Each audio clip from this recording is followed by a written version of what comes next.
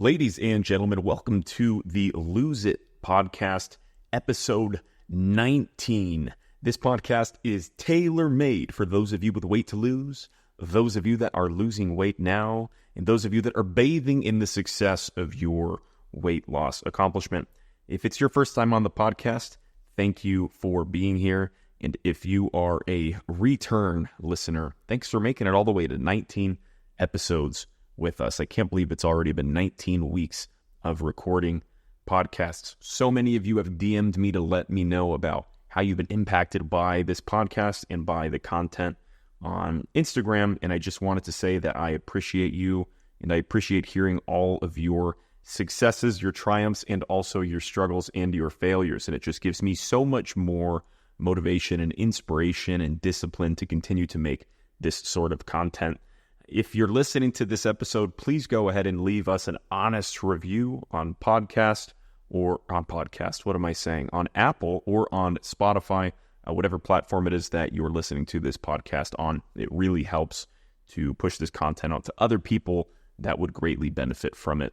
And it would make me feel amazing. So thank you so much. Today we have a special episode. I went on Instagram and I asked for your weight loss questions. And had about 100 questions submitted over the course of 24 hours. Unfortunately, I won't be able to answer all of them, and some of them are a bit redundant.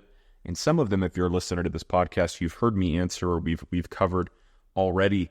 So I want to make sure to answer ones that are unique here for the people that have been following the podcast for some time. So this is our first weight loss Q&A. This is something that we'll be doing a little bit more regularly, both on Spotify and on Instagram. So if you want to have your weight loss questions answered, make sure to shoot them over to me on Instagram, and I'll make sure to include them in the next weight loss Q&A. We're likely going to be doing these on Spotify and Apple once a month, so once every 4 weeks or so. But welcome to the first ever weight loss Q&A, answering your weight loss questions.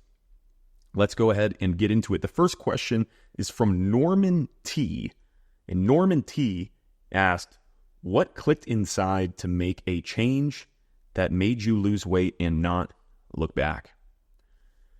What clicked inside for me was the realization that I had no vision for the future. I was just really living in the now without thinking much about what I wanted my life to be like 5, 10, or 50 years from now. And when I started really painting a picture specifically of how I wanted to feel, how I wanted to stand, how I wanted to present myself, how I wanted to speak, what I wanted my presence to be like, how I wanted to impact other people, how I wanted to be a great husband and a great father and a great grandfather and a great great-grandfather that lives to see all of these things and is a great example to all of my friends and family and everyone around me in life and community. That's when everything really changed for me. That combined with the rock bottom that I hit really created a recipe for change. The second part of your question is, and not look back.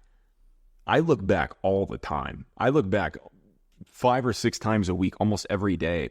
And that's part of why, if you've seen my content online, I have so many videos of me when I was fat as fuck. And I did that so that I could look back. When I don't feel like doing something, I go and I look back. I look back so often that almost every day when there's things that I don't want to do, such as sit down and film this podcast versus going and hanging out with friends or going and eating some bullshit food or going and having a couple drinks in the middle of the day on a weekday or skipping work or whatever it might be. I know that this is what I should and need to be doing. And when I don't want to do those things, I remind myself of how far I've come. And I do that by going back and looking at the old videos of myself when I was fat. So if you're someone that's fat right now, here are the 2 things that I recommend, Norman, and I hope this helps you. First is identify what you want your life to look like in 5 years, 20 years, and 50 years from now, and write it down on a piece of paper or pull out your phone and video yourself talking about it. The second thing is to pull out your phone and just start taking videos of yourself talking about how you're feeling, what you want to do, and what you need to change in your life. And if you're fat as fuck, those videos will especially be beneficial because when you lose weight, it will blow your fucking mind going back and watching them. And they're great reference points for you when you feel like unmotivated and you feel like not doing stuff. You can go back and look at how far you've come and go, man, I'm badass. I look back on these videos and go, this is badass. and you can have that same experience too, Norman. Hope that helps. The next question is from Floke. Floke says, where do I even start? I hate my fucking life right now. Floke, I feel you.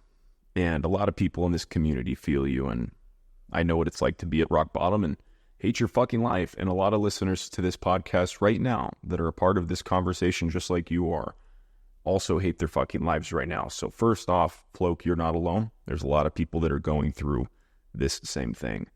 The place to start, Floke, is to be really honest with yourself about where you are at, what your habits are like, and what you need to change. So if you need to lose a lot of weight, let's say you're 50 pounds overweight, write down on a piece of paper that you're 50 pounds overweight. Write down on the same piece of paper why you are 50 pounds overweight, Floke. This is where I'd recommend starting. I'm 50 pounds overweight because I eat McDonald's 5 days a week and because I don't work out, because I don't walk, I'm inactive, I'm anxious, I'm depressed, I binge eat, I eat emotionally, I'm not happy with XYZ. Everything that you think is wrong with your life, write it down on a piece of paper or pull out your phone and video yourself talking about it, and then start writing down actionable steps to fix the things. That's where I would start, Floke. I don't know what your specific issues are, but I'm guessing since you're listening to this podcast, they have to do with food, exercise, or weight in general. And a lot of the times, Floke, we think that we have an issue with food, but we don't really have issues with food as much as we have issues with other things in life that we're using food to hide behind. So when you start writing down all the things that are wrong with your life, like I'm not happy with my relationship, I'm not happy with my job, I'm not happy with the fact that I don't have any close friends, I feel lonely, I'm not happy that I watch Netflix or play video games 6 hours per day when I get off work, or that I don't have a job because I can't find one because I'm not motivated, whatever it is, write it down. And then imagine that you are your own therapist, or imagine that you are your own best friend and you're bringing your problems to a best friend, or you're bringing your problems to a therapist. What would they tell you to do? If someone else had complete control over your life for 1 month, what would they do in that 1 month for you to change your entire life for the better? Stop being yourself for a second and be someone else. Zoom out from what's happening and imagine that you're someone else looking at you going, okay, what can I do to make this guy healthy? What can I do to make this girl feel better? What can I do to put this person on a better trajectory? And then just start playing yourself in a video game, Floke. Start imagining that you are playing yourself in a video game, or that you are the main character in a movie. And what the fuck do you need to do to start taking steps in the right direction? And do that right now. Like stop listening to this podcast, Floke. If you're listening to this, you don't need to listen to the rest of this podcast. You've got everything that you need in what I just said. Write down the things that are wrong with your life. You fucking hate your life right now? That sounds like there's a lot of things that are probably wrong, man. And you got to start changing them. And when you start changing the things, you're going to start believing in yourself more. You might not be happy right away. You might not even be happy in the next 6 months. But the time is going to pass either way. So if you're at rock bottom right now and you hate your fucking life, you might as well hate your fucking life and do things that are going to help you in the long run versus just hating your fucking life and just sitting there feeling like a piece of trash and not doing anything. So try to take that negative energy, that hatred that you feel, and convert it into some action. Hey, I hate my fucking life. I'm not going to do anything productive today anyway, so today's going to pass and I feel like shit anyway. I'm depressed anyway. Why not go on a fucking walk and walk to the grocery store, get some food, come home and cook it? Because the alternative is I'm just going to watch Netflix and hate my fucking life. So take action, Floke, and write down what the actions are and then do them. You'll start gaining respect for yourself and you'll stop hating your life. Use hating your life as a benefit. Use it to your advantage. It's any energy is positive. It sounds like you have a lot of negative energy in your life. You can use that negative energy to take positive action and start feeling better. The next question is from Emily R. She says, do you overeat on real foods, and how is your cholesterol? I identify real foods as things that occur naturally, so meats, fruits, vegetables, animal or dairy products, things like that. Do I overeat on real foods? Sometimes. Yeah, not generally, but sometimes. But here's the difference. But even if you're going to overeating on real foods makes you feel so much better than overeating on quote-unquote fake foods or bullshit foods like takeout, cheeseburgers, french fries cooked in a bunch of fucking oil with sugar on them. McDonald's puts sugar on their french fries, or ice cream or milkshakes or whatever. Like, imagine overeating on chicken with fruit or a beef stir fry cooked in a little bit of ghee or butter or maybe even a little oil with some veggies and a small serving of rice with fruit on the side. Imagine overeating on that versus overeating on McDonald's Big Macs or Domino's Pizza. And if you can close your eyes and try to envision what you feel like the morning after eating those two meals, you can feel that even when you overeat on the real foods, you still have energy. You still feel good. You don't have the same sluggish and tired feelings. So do I overeat on real foods? Yes, sometimes I do, but I don't feel bad about it. Versus when I overeat on bullshit foods, it's not that I feel bad or beat myself up about it, but I physically feel bad about it. Like my body feels bad about it an hour later or the morning after waking up if it's late at night. Real foods will always be better for you than bullshit foods. Naturally occurring foods will always be better for you than foods that are made in a lab. And everything that you need to know about real foods versus bullshit foods is already in your body if you can just connect with how you feel after you eat. Yes, I sometimes do overeat on real foods. The real food that I'm the most prone to overeating on are dates. Dates are a fruit that are really, really high in calories and high in sugar, but high in natural sugar. And every once in a while, I'll eat like 10 dates. And that's like 400 or 500 calories of dates. It's ridiculous when you look at it on a plate. It's a lot of food, but I just love them. They kind of taste like caramel.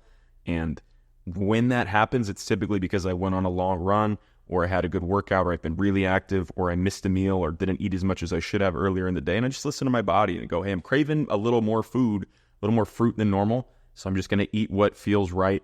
And it's typically pretty hard to overeat on real foods. There's a quote that changed my life. It's no one ever got fat from eating too many apples. No one ever got fat from eating too many apples. How is my cholesterol? I have perfect blood work. Every single metric of blood work nutritionally is absolutely spot on. My cholesterol is exactly middle of the road, healthy, and I eat animal products every day. Typically, I eat 2 servings of Greek yogurt every day. Sometimes I drink whole milk or raw milk. I eat 1 to 2 servings of cheese per day, either Parmesan Reggiano or sometimes sharp cheddar, but not as regularly. I eat minimum of 1 pound of meat per day, typically just red meat, but sometimes I'll eat chicken as well. And I eat 1 to 2 hard-boiled eggs per day as well. So all those foods are pretty high in cholesterol, and my cholesterol markers are perfect. If you're someone that's eating natural and whole foods, you're typically not going to have high cholesterol. So I talk to your doctor about that. But if you're somebody that has high cholesterol, address the issue. But my cholesterol is normal, and I have all healthy metrics. One of the best metrics that increased for me was my testosterone levels went up about 250% over the last 5 years, which is really rare. Typically, males will peak their testosterone levels when they're like 17 years old. And I'm 29 right now, and I have higher testosterone than I did when I was 22 or 23 by over double, without taking any supplements related to testosterone or any testosterone replacement therapy, just by diet, sleep, and exercise. So we have a lot more control over our blood work than I think the medical system would lead us to believe. Hope that helps, Emily. Nancy asked me, how did you manage to stay consistent throughout your journey? Because sometimes it sucks. Nancy, thank you for this question. This is the way that I look at it. Sometimes life sucks. And the difference between the people that get results in whatever it is they're working towards and the people that don't, or the people that just get short-term results and then revert on the results like I used to do when I'd lose weight and gain it back, is that you can exist in the suck. You're never going to be always happy. Life sucks sometimes the majority of the time for most human beings. And if you have to become someone, if you want to keep weight off, that can maintain habits through suck. Who the fuck you really are is what you do when you don't want to do it. Who the fuck you really are is how you eat when you feel like shit. Who the fuck you really are is, can you stick to a routine when you are tired, sad, or depressed, or you get fired from your job, or you get broken up with from your boyfriend or your girlfriend or your husband or whatever, or you're sick, or your kid is sick, or you have this other obligation. Can you maintain the habits to the best of your ability, or do you just quit on yourself? So how do I manage to stay consistent? Because it is literally the only option. There is no other option. If I wasn't consistent, I would still be a fat fuck. I managed to stay consistent by reminding myself that all that matters is consistency. And I say this all the time. I still video myself to this day on my phone. And man, I don't want to do this, but I know that I should be doing this. Sometimes I don't want to post content online, but I know that this content is really helping people. And it's my life mission to share this story so that other people can find inspiration in it and hopefully hear one thing that changes their perspective on their mindset or weight loss or feeling good in your own body or the relationship with nutrition or exercise or any of those things. But day to day, do I want to make content? No, I don't want to make content. I want to sit back and relax and put my feet up and watch some fucking movies. It's been months since I've watched a movie. That's what I want to do today. I want to watch 3 movies and I want to order some fucking Domino's. Like, Domino's sounds really good right now. I don't know the last time I had pizza. I would love to eat some pizza. I just know that I would feel like shit. That doesn't mean that I never relax. It just means that I'm intentional with my time. Consistency is all that matters, Nancy. And people that aren't consistent are just wasting their time by losing weight and going on these little motivational weeks or months just to lose it. Anyone can work when they're motivated. You can do anything when you're motivated, but no one is always motivated. Discipline is all that matters. Motivation is fleeting. Discipline is something that will continuously get you results. And to be consistent with discipline is something that is learned. It's a muscle that is trained over time, the same way that your biceps are a muscle that build the more curls that you do and the more food that you eat and the more that you focus on building the muscle. So the way to build consistency is to start with small habits. What's the smallest habit right now that you can do consistently? Maybe it's just going on a 60-second walk in the morning. Maybe it is a 30-second down and back walk down the block. If you're someone that isn't doing anything right now, you're just sitting on the couch and working from home and you don't leave the house, leaving the house for 60 seconds every day this week, and then 5 minutes every day the week after that, then 10 minutes every day the week after that. Over the course of 2 months, you've now got an hour routine where you're out of the house that you didn't have, and it's consistent. That doesn't mean that you're not going to want to do it sometimes, but you'll start building some self-belief the more that you take small steps that you can actually do. Allow yourself to start small and build from there. Thanks for your question, Nancy. Next question is from Jess. Jess wants to know, how often do you work out and what do you do? Thanks for the question, Jess. I move my body every single day. So every day, no matter what, non-negotiable, I go for at least a 15 or 20 minute walk. Typically it's in the morning, but there's sometimes when I miss the morning walk and then I go during lunch, or I'll go after work or in the afternoon, or I'll go before bed, but I always walk at least 20 minutes. I find that my days are a lot better when I walk in the morning because getting the sunlight in my eyes wakes me up. But in terms of other physical activity, I'm in the gym 3 to 4 days a week, and every day I'm doing anywhere from 100 to 200 push-ups. The days when I'm in the gym, I do a lot of squats, a lot of body weight squats, a lot of chin-ups, a lot of pull-ups. I was so fat, my posture was so bad that this is part of my journey that I'm on right now, is fixing my postural and spinal issues where my spine is a bit contorted, my hip is kind of fucked up, my knee is kind of fucked up, my shoulders kind of fucked up. And a lot of that comes from the fact that when I was fat, I couldn't stand up straight, and I didn't stand up straight my whole life. So now training myself posturally and being in physical therapy and chiropractic, this is the dark side of obesity that people don't talk about, is how hard it is for your skeleton to recover from being so fat for so long. But that's the journey that I'm on right now.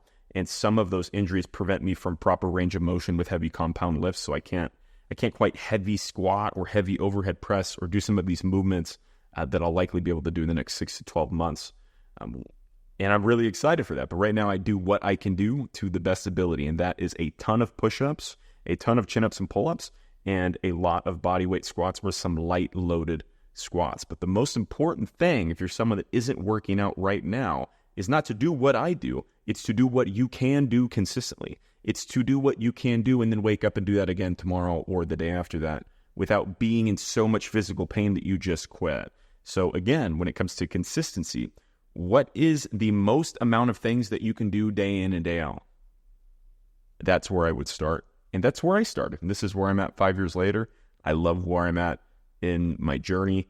And I love where I'm at with my body, and I'm excited for the changes that will continue to come to my body, and I'm excited to the changes that will continue to come to my diet as my relationship with food and exercise continue to evolve, because they are ever changing. Your relationship with food and exercise is something that needs constant nourishment, especially if you're someone like me that has a history of eating disorders and negative relationship with food and exercise. These are things that will need to be priorities, the priority for the rest of your life. Thanks for the question, Nancy. Next question is from Lyson. Lyson asks, is it normal to work out for 3 months and still have no results? No, that is not normal, Lyson. If you're working out for 3 months and haven't had any results, there's definitely something going wrong. If you're someone that is if you're someone that's overweight and eating the proper amount of calories to lose weight, then you should have lost some weight in the last 3 months. I don't know your exact position that you're in, Lyson, but if you're trying to build some muscle and you've been in the gym eating the right amount of protein and eating a surplus of calories with no results in 3 months, there's something going wrong. If you're trying to lose weight and you've been on a diet for 3 months or watching your calories or watching the food that you're eating for 3 months and you haven't seen any results, you're not doing the right things. Where I would start if you're looking to lose weight and actually keep the weight off is figure out about how many calories you're eating right now over the course of a week, or figure out how many calories are in the meals you're eating right now. I say this all the time. Most of us eat the same 5 meals over and over again. So download a calorie counting app like MyFitnessPal and put the meals in that you eat the most commonly, regardless of how healthy or unhealthy they are. Figure out how many calories are in them, count your calories for a week, and then the week after that, just find ways to cut out 400 calories per day. Over the course of 3 months, again, I don't know how overweight you are. If you're 50 pounds overweight and you eat in a 400 or 500 calorie deficit every day for 3 months, which is easier said than done. That's a big challenge, right? You should have lost a substantial amount of weight right now, at least a pound a week.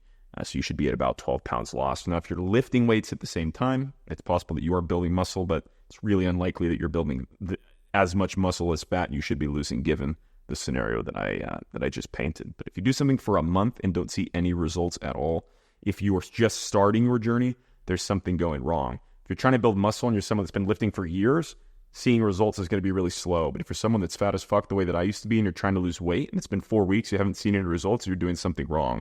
You should be dropping weight likely pretty consistently for the first month especially. That's when you lose the majority of your weight.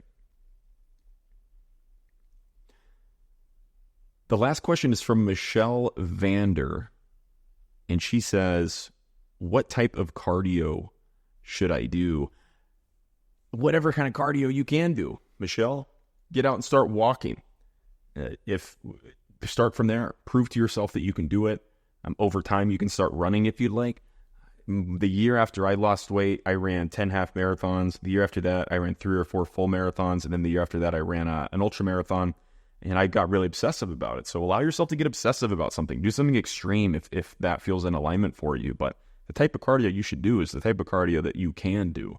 Just keep in mind that cardio isn't the best way to lose weight or the most efficient way to burn calories, but it's really great for your mind and building consistency. So I strongly recommend starting with the daily walk. That's the most sustainable thing to do if you're someone that's really overweight, and running is hard on your knees and your back and your spine and your neck and your shoulders and your feet.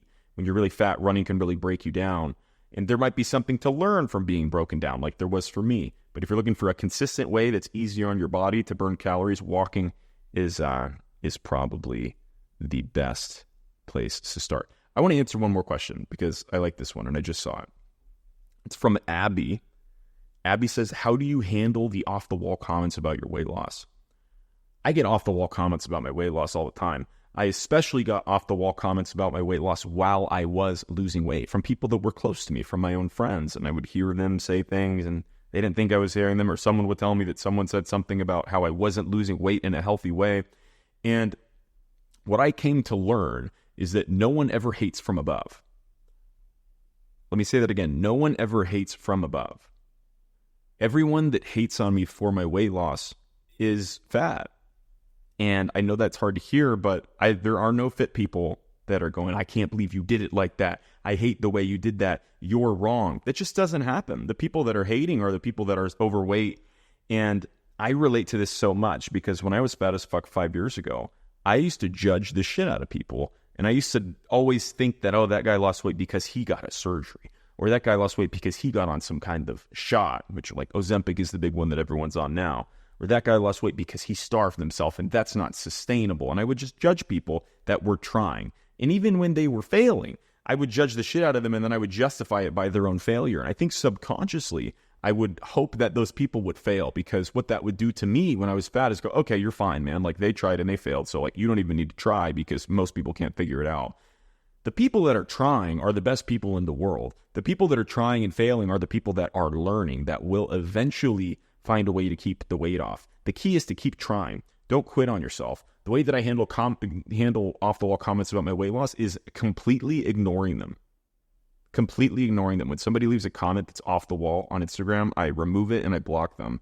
When someone DMs me something on Instagram telling me to go fuck myself or whatever, I just block them and I don't let it get to me because I'm focused on positivity.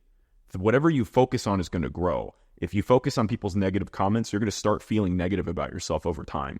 I get 10 positive comments for every one negative comment. No one in person ever talks shit about me losing weight. Everyone online does. Not everyone, but again, 10% of the comments are negative, right? But what I found with the internet especially is that everyone has big things to say online, but in person, everyone is so respectful. And what the internet does is it removes that discomfort, that barrier of disrespect, and it makes people feel like they can just say whatever the fuck they want. But that's not really the reality that people live in day to day in person. So I ignore the negative comments and I focus on myself. I do hear the negative comments, and what I do is I think to myself, are they right? Because sometimes people say don't listen to the haters. There's elements of that are true that I agree with, but there's also elements of like the haters are people to learn from, even if they haven't done the thing that you want to do. There are times when people say things and I go, that's probably pretty true. That might be a little bit true. I might have something to learn from that. Boom, still block them, get them the fuck out of there. But ask yourself, really like zoom out from the third party perspective, analyze what the hater said, and then ask yourself if it's true. If you're really fat and someone looks at you and goes, hey man, you need to lose some weight. Like, yeah, that person's a fucking hater, but like really sit there and ask yourself, like, are they right? Because sometimes haters are right. That doesn't mean you need to listen to them, but they could be a good measure of looking at yourself, listening to what other people have to say. But 99% of the time, haters are wrong. But I've learned a lot from listening to the hate that people have to say. And then I just remove it and block them or tell them to get lost and move on with my life. The people that I value the most in my life are my friends that give me real feedback. So off-the-wall comments about your weight loss, fuck those people. But when you start surrounding yourself with people that can actually tell you, friend to friend, in my case, man to man, hey, here's what I'm noticing, brother. Like, you might benefit from things changing in this way. And I go, man, when you surround yourself with people that can tell you things that you don't want to hear that will actually help you, those are the best people to have in your life. But the people that are just coming up to you saying, blah, blah, blah, and judging you on shit, they probably are hating from below. You're probably triggering something in them that makes them feel uncomfortable or that reminds them that they should be doing the thing that they can't figure out a way to do. If you're losing weight, you'll find that happens with people that are close to you, and it's not their fault. It's a natural response. Hope that you find this episode helpful. It's our first time doing a Q&A like this, so shoot me a DM on Instagram. Let me know if you like this format and if this is something that you'd like to see more of, and if so, we'll start incorporating this maybe once a month, once every 4 or 5 episodes or so. And again, if you made it to the end of the podcast, greatly appreciate you being here. You can tell from these questions that everyone's at a really different place in their weight loss journey, but we're all on the same journey. Everyone's on the same journey. Some people say, where do I even start? Some people say, where do I stay motivated? I keep quitting. Some people are asking what specific workouts they could be doing. Some people are saying that they've lost a bunch of weight. They want to know how they can keep the weight off. There's a full spectrum of people that are on this journey, but we are all on the same journey. Just different parts of it in kind of different ways. You are not alone. There's a full community of people that want to lose weight and keep it off, or have already lost weight and are maintaining their weight loss results. You absolutely have what it takes. Every single person that has the ability to listen to this podcast has the ability to do something consistently, because you just listened to 29 minutes and 7 seconds of a podcast. If you can do something for 29 minutes and 7 seconds, that means that you can get outside and go on a 15-minute walk right now. Hope everybody has a great rest of your week, and we will see you next Wednesday.